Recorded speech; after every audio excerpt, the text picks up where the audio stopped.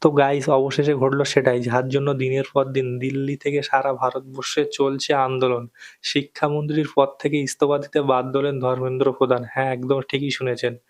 যে ছাত্রদেরকে সিস্টেম একসময় ককরোচ বলে তুচ্ছ-তাচ্ছিল্য করেছিল, আজ সেই অহংকারী সিস্টেমকেই এই ছাত্রদের কাছে মাথা নত করতে হয়েছে।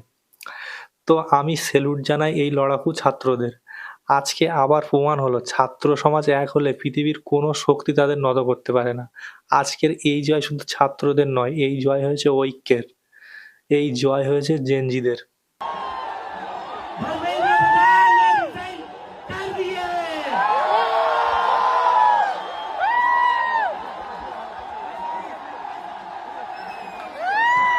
We have bloody courage.